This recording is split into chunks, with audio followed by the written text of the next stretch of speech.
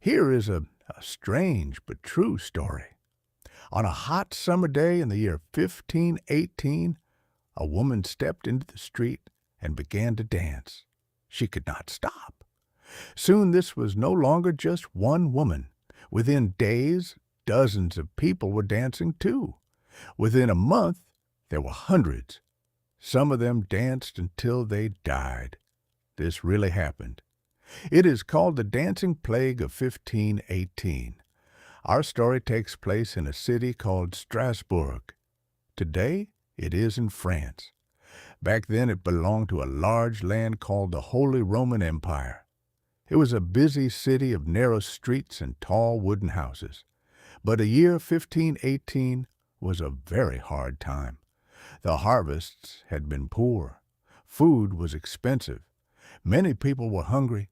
Terrible diseases spread through the towns. People were frightened and tired. Life felt fragile and uncertain. The poor suffered the most. They worked hard, but often went hungry. They were also deeply religious. They feared God, they feared sin, and they feared punishment from heaven. Now, our story truly begins. It was a warm day in July. A woman stepped out of her house into the street. Her name, people said, was Frau Troffea. And then she started to dance. There was no music playing. There was no festival that day. She simply danced, alone, in the middle of the street. Her arms and legs moved wildly. She did not smile. She looked as if she could not stop. People stopped to watch. They laughed at first. Surely she would soon grow tired. But she danced all through the day. Only when she fell down exhausted did she finally rest for a short while. Then, after a little sleep, she stood up and danced again, hour after hour. Her feet grew sore. Her body must have ached. Yet still she kept on dancing as if something forced her to move. She danced like this for days. Her neighbors were amazed and worried. But then something even stranger happened. She was no longer alone. Other people began to join her in the street. First a few, then more. Within about a week, more than 30 people were dancing. They, too, could not seem to stop. They danced day and night, just like Frau Troffea had before them. The strange sickness kept spreading. More and more people caught it. Within 1 month, about 400 people were dancing in the streets of Strasbourg. The whole city was shocked and very afraid. Picture it for a moment. Everywhere you looked, people were dancing, in the squares, in the markets, outside the churches. They did not seem happy. Many looked tired, in pain, and completely lost. The city leaders did not know what to do. So they asked the doctors for help. What was this strange sickness? Why could these people not stop dancing? Everyone wanted an answer. The doctors of the time had their own ideas. They did not know about germs or the mind. They believed the body was full of liquids they called humors. Illness, they thought, came from too much of one. So the doctors made a decision. They said the dancing came from hot blood. And the cure, they believed, was simple. The dancers must dance even more until the heat finally left their bodies. It sounds unbelievable to us today, but the city actually helped the people to dance. They cleared open spaces. They set up a wooden stage. They even hired musicians to play music for the dancers. Of course, this only made things far worse. The music and the crowds seemed to pull even more people in. More and more joined the dance. The city's plan turned out to be a terrible mistake. The dancers pushed their bodies past all limits. They danced for hours, then days, with little food or rest. Their feet became swollen and began to bleed, and still, somehow, they kept on moving. It was a frightening sight. Sweat poured from their faces. Their eyes looked empty and far away. Some cried out for help, yet their legs would not stop. They seemed trapped inside their own bodies. And then the worst thing happened. People began to die. Some had heart attacks, some had strokes, others simply collapsed from pure exhaustion. Their tired hearts could take no more. We do not know the exact number who died. The old records are not complete. But it is clear that this dancing was deadly. What had started as a strange sight was now a real tragedy. Weeks passed, and still the dancing went on. The city leaders grew desperate. Their first plan had failed badly. Now they decided to try something completely different. They turned away from the doctors. They turned instead to faith and prayer. In those days, people believed in a holy man called Saint Vitus. Many thought he could send a curse that made people dance. Perhaps, they hoped, he could also lift it. So the dancers were gathered together. They were taken out of the city, up to a shrine of Saint Vitus. There, prayers were said for them. They were given small red shoes and led before the altar. Whether it was the prayers or simply time, we cannot say. But slowly, at last, the dancing began to fade. Fewer and fewer people danced. By September, the strange plague was finally over. As mysteriously as it had come, the dancing plague ended. The city fell quiet again, but everyone was left with the same huge question. Why had it happened at all? What could possibly cause such a thing? For hundreds of years, people have tried to explain it. It is one of history's strangest mysteries. Let us look now at some of the ideas that people have suggested over the centuries.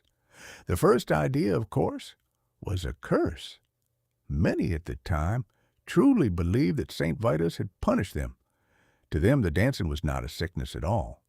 It was the anger of heaven made real. A second idea is about something in the food. It is a small poison called ergot. Ergot is a kind of fungus that can grow on rye grain, especially in the cold, wet years around 1518. When people ate bread made from this bad grain, they could become very ill. Ergot can cause shaking, strange visions, and a burning feeling. Some scientists thought this poison might explain the wild movements. But there is a problem with this idea. Ergot also cuts off the blood to the arms and legs. It would be very hard and very painful to dance for days on poisoned feet. So many experts are not convinced. This brings us to a third idea, which many people believe today. The cause, they say, was not in the food, it was in the mind. It may have been a kind of mass panic shared by a whole town. Think again about that terrible year. The people of Strasbourg were starving. They were sick. They were terrified of death and of God. Their minds and their bodies were pushed to the very edge. Under such huge stress, the mind can do strange things. Doctors have a name for this. They call it mass psychogenic illness. It means that fear and worry can create real physical symptoms in many people at once. And the people already believed in the dancing curse of St. Vitus. So when one woman began to dance, others feared they might be next.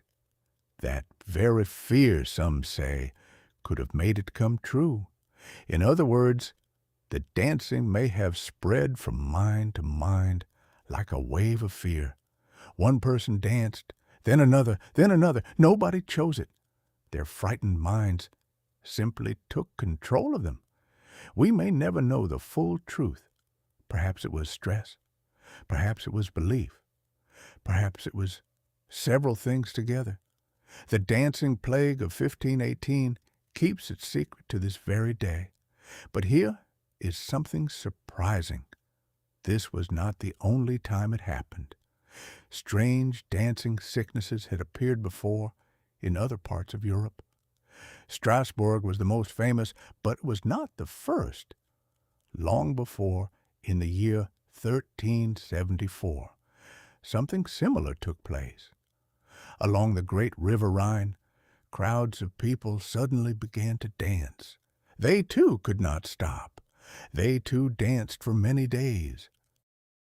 These strange events were given a name. People called them dancing mania. They appeared here and there across medieval Europe, always in times of great fear, hunger, and hardship. That pattern's a very important clue.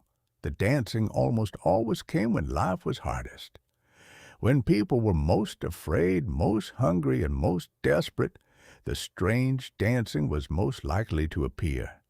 It makes us think about how powerful the human mind really is. Our thoughts and fears do not just stay inside our heads. They can change our bodies. They can even, it seems, spread from person to person. Today, we still see gentler forms of this. Sometimes, in a school or a workplace, one person feels ill. Then suddenly others feel the same way, though no cause is ever found.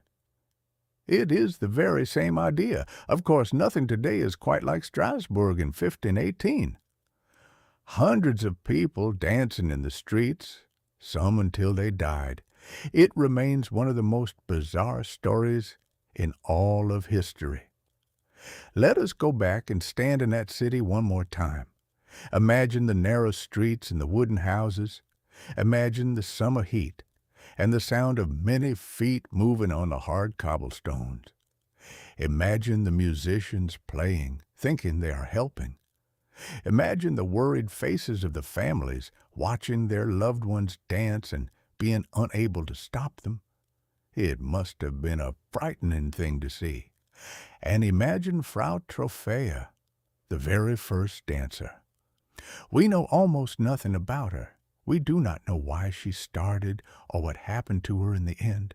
She simply steps out of the street and into legend. Her single, silent dance began one of the strangest events ever recorded. From one woman, it grew to a whole city. It reminds us how one small moment can sometimes change everything. The people of Strasbourg were not foolish. They were not so different from us. They were simply human beings under terrible pressure, trying to survive a very frightening world with the little knowledge they had. When we laugh at old cures like dance until you are better, we should be careful. The doctors did their best with what they knew. In 500 years, people may smile at some of our ideas too. The story also shows the power of belief. The people believed in the curse of St. Vitus. That belief shaped what they saw, what they feared, and perhaps even what their bodies actually did. Fear can be shared, hope can be shared, and, it seems, even sickness can sometimes be shared when enough frightened people believe the same thing at the same time. That is a strange and powerful truth. Historians still study the dancing plague with great care. They read the old city records. They study the letters and reports from that time. Little by little, they try to understand what really took place. From these old papers, we learn small but vivid details.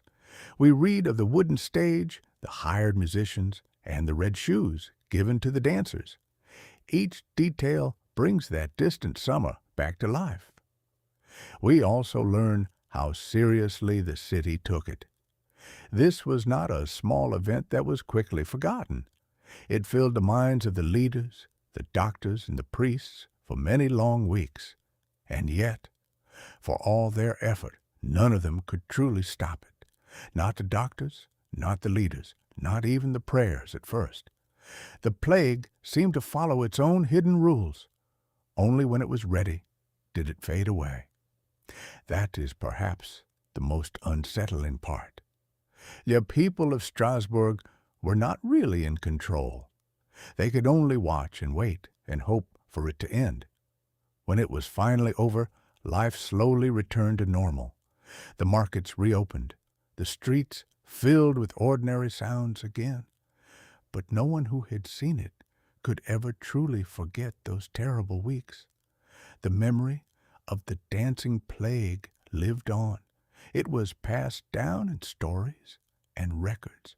Over the years, it grew into one of the most famous mysteries of the whole medieval world. Today, you can still visit Strasbourg. It is a beautiful old city with a grand cathedral. As you walk its ancient streets, it is strange to think of what once happened there so long ago. Standing there, you can almost picture it. The same stones, the same old walls, and in your mind, the sound of hundreds of feet dancing to a music that no one else could hear. It is a story that stays with you. It mixes history, medicine, faith, and mystery all together. And at its heart lies a simple human question that we still cannot fully answer today. Why do human beings sometimes all lose control together? Why can fear pass through a crowd like fire? The dancing plague asks us these questions, but it does not give us an easy reply. Perhaps that is why the story still fascinates us today. It is not just about strange dancing.